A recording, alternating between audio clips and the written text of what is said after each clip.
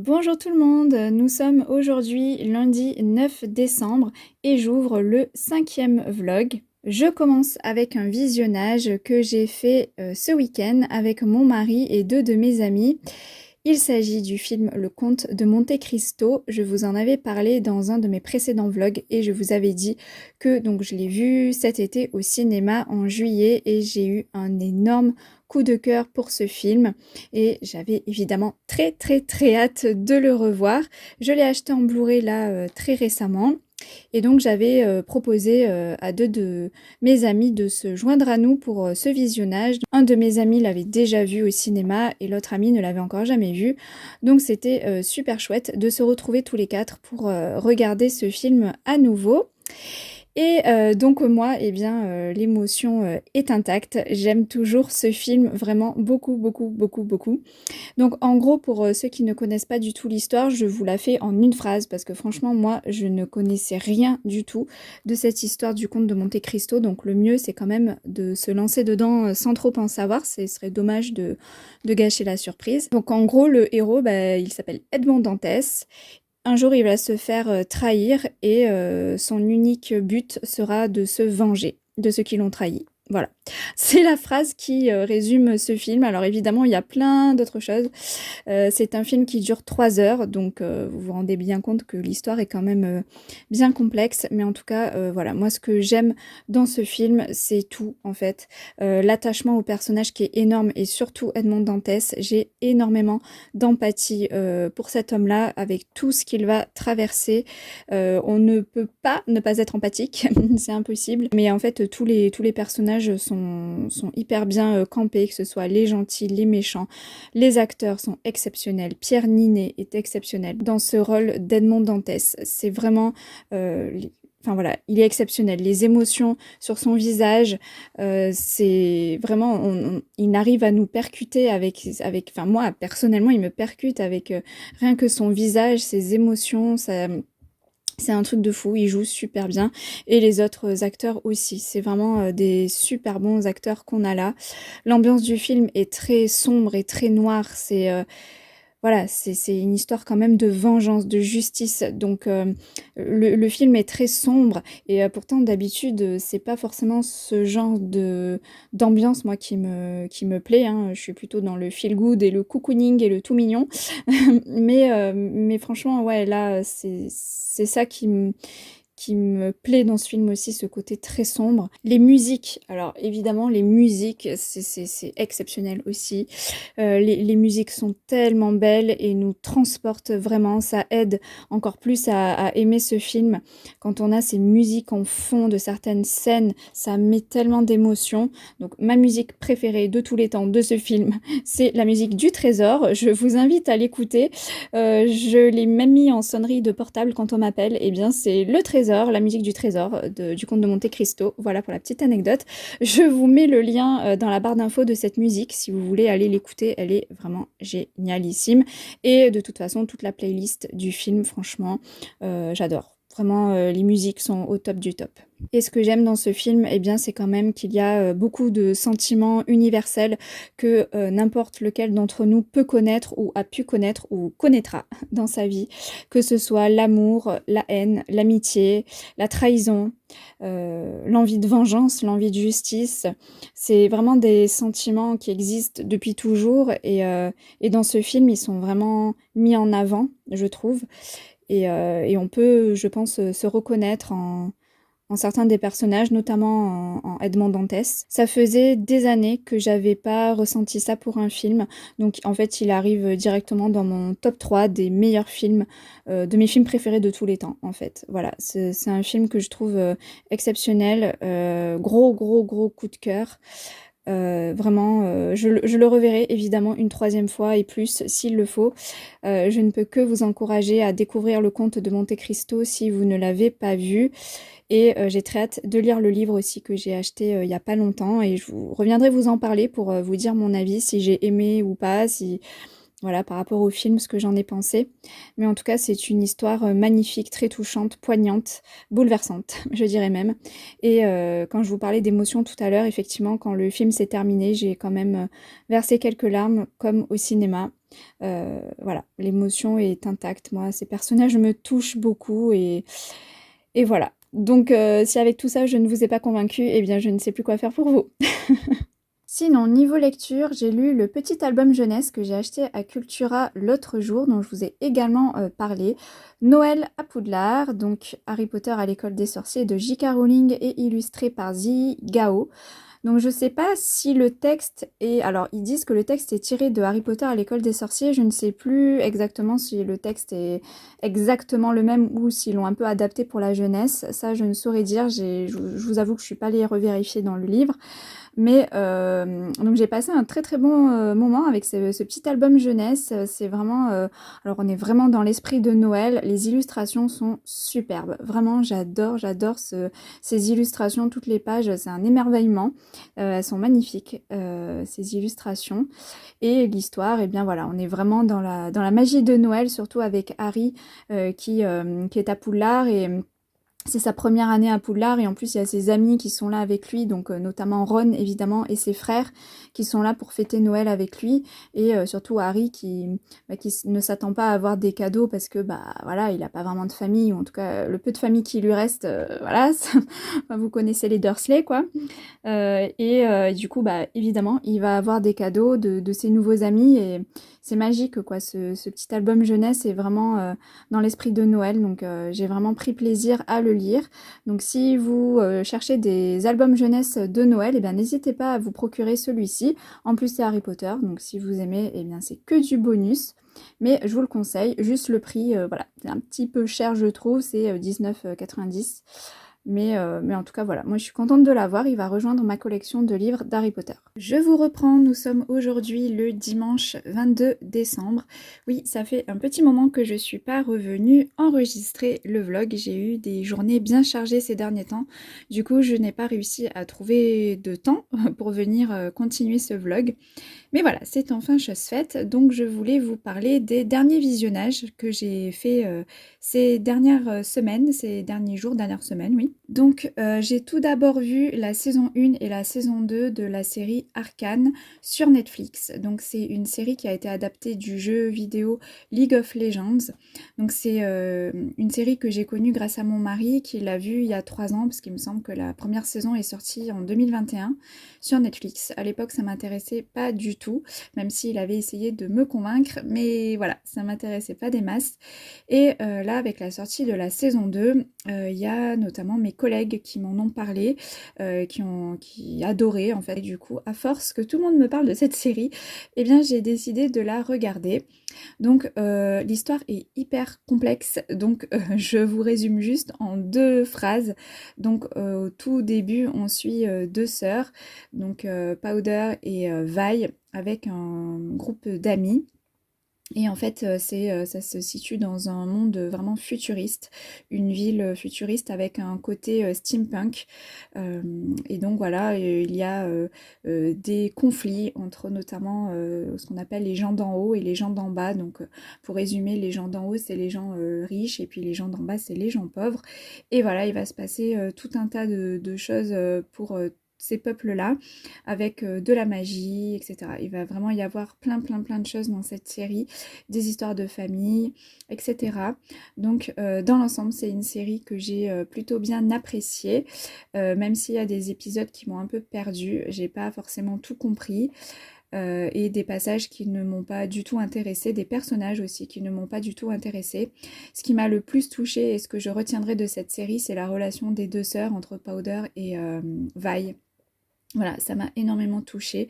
Les personnages sont vraiment très charismatiques, on s'attache à eux. Les graphismes sont absolument splendides, magnifiques. Ils sont super bien faits, ça fait vraiment très réaliste. Ouais, le graphisme est top. Donc voilà, je vais pas m'étendre sur cette série parce que je me sens pas forcément hyper légitime d'en parler parce que je pense que j'ai pas non plus tout compris, tout saisi de cette série. Mais dans l'ensemble, je dirais que j'ai quand même passé un agréable moment de visionnage. Et il n'est pas utile d'avoir joué au jeu parce que moi je suis pas du tout jeu vidéo. League of Legends, mon mari il y joue beaucoup, donc je vois un petit peu ce que c'est, mais j'ai pas eu besoin de jouer au jeu pour comprendre, en tout cas pour suivre la série, c'est peut-être un petit plus d'avoir déjà joué au jeu, mais voilà, moi ça ne m'a pas empêché de quand même d'apprécier la série. J'ai ensuite vu récemment le film Le Dernier Jaguar que j'ai vu en DVD, que j'ai emprunté à la médiathèque. Donc c'est un film qui est sorti en salle en février 2024.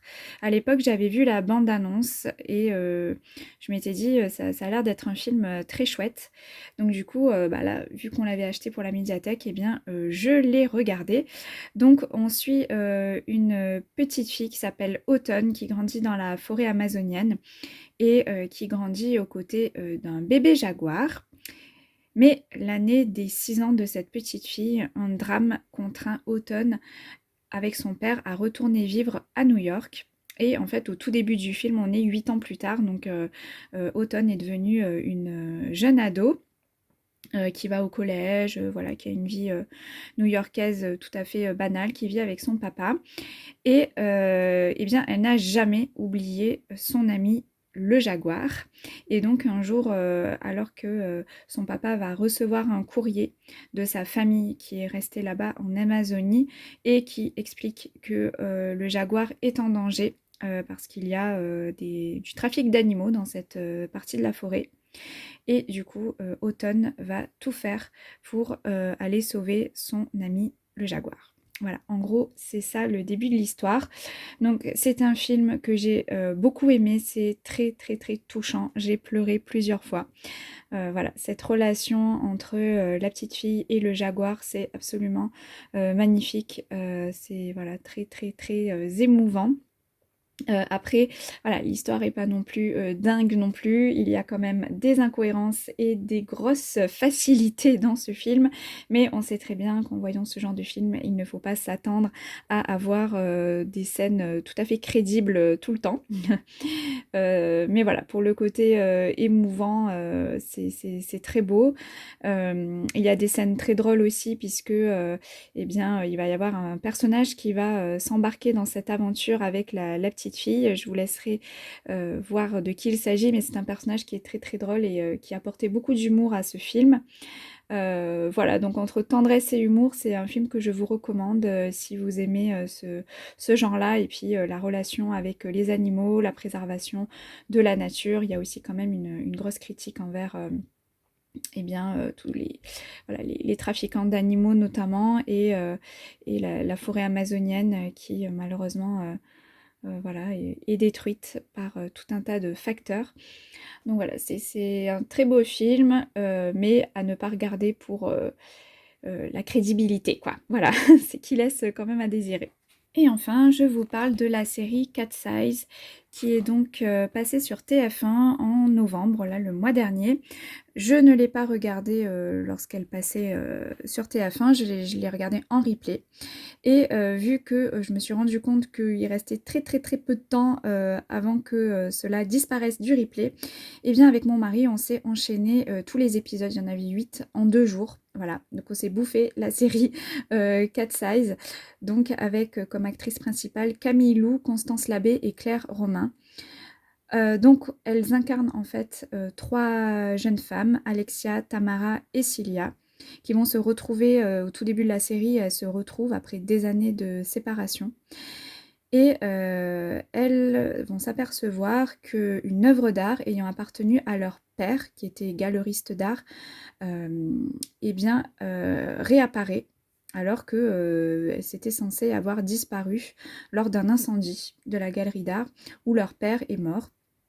Et donc voilà, ça ressurgit lors d'une exposition à la Tour Eiffel.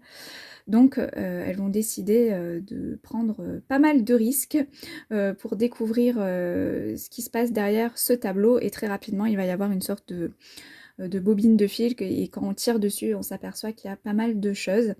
Donc ces 3 jeunes femmes vont petit à petit commencer à, eh bien, à agir dans le plus grand des secrets, un peu à la manière de Catwoman ou des super-héros, comme on peut connaître.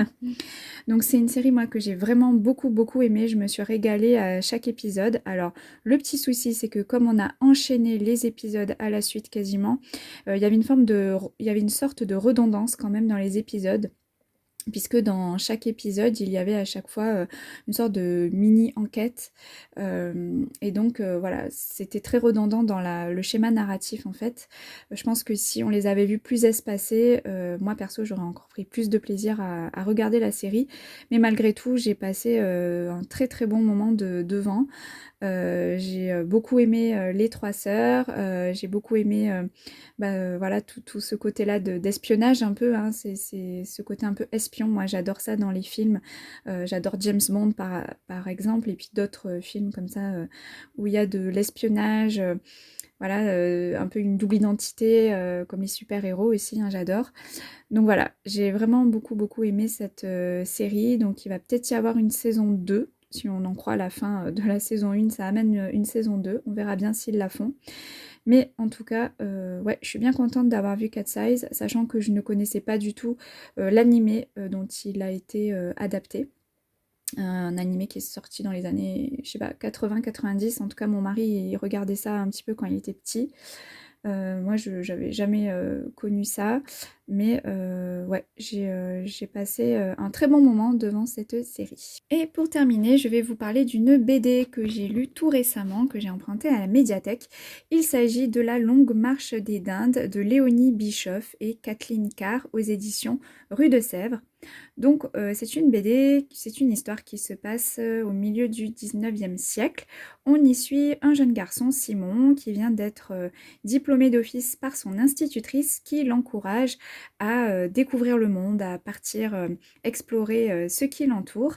Et donc il va comme ça faire équipe, entre guillemets, avec un fermier qui a des dindes. Et il lui dit que pour les amener jusqu'à Denver, il peut gagner beaucoup d'argent. Parce que le fermier, il dit qu'il n'a pas le temps de s'occuper de ça. Il n'a pas du tout le temps de faire le voyage. Et donc, comme Simon est désormais libre, puisqu'il ne va plus aller à l'école, il se propose d'amener, donc il y en a 1000 en tout, ça fait beaucoup de dindes. Il décide d'amener les 1000 dindes jusqu'à Denver. Et donc le voilà parti. Et donc sur sa route, on va suivre les rencontres qu'il va faire, les obstacles qu'il va rencontrer. Voilà en gros pour l'histoire. C'est une BD que j'ai vraiment beaucoup aimée. C'est tout doux, les illustrations sont très douces, l'ambiance est assez cocooning. J'ai beaucoup aimé le cadre géographique et historique de cette histoire, le 19e siècle. Et puis les États-Unis à cette époque-là, voilà le côté géographique avec une diversité de paysages que l'on rencontre tout au long de l'histoire, et le petit Simon qui est très attachant aussi. Voilà, c'est une petite BD toute mignonne, toute en tendresse, que je vous recommande si vous tombez dessus. Et je vais terminer ce vlog maintenant, puisque j'ai quand même bien assez parlé comme ça pour ce vlog-ci. Donc il ne me reste plus qu'à vous souhaiter de très bonnes fêtes, puisque Noël approche à grands pas. Et eh bien je ferai un nouveau vlog sans doute pendant les vacances, puisque là je suis partie pour 2 semaines de vacances, je reprends le 3 janvier. Donc j'aurai le temps de me poser, de vous enregistrer des passages, et je vous montrerai surtout ce que j'ai eu en cadeau à Noël. J'ai très hâte de voir tout ça et de vous en parler par la suite. Voilà, et bien écoutez, j'espère que ce vlog vous a plu. N'hésitez pas à me dire dans les commentaires si vous avez lu l'un des livres que j'ai présenté ou vu un des films, séries que j'ai parlé ici dans ce vlog. Je serai ravie de vous répondre. N'hésitez pas à mettre un petit like aussi, ça fait toujours plaisir. Et à vous abonner si le contenu vous plaît. Je vous souhaite d'excellentes fêtes de fin d'année, profitez bien et je vous dis à très vite pour un prochain vlog.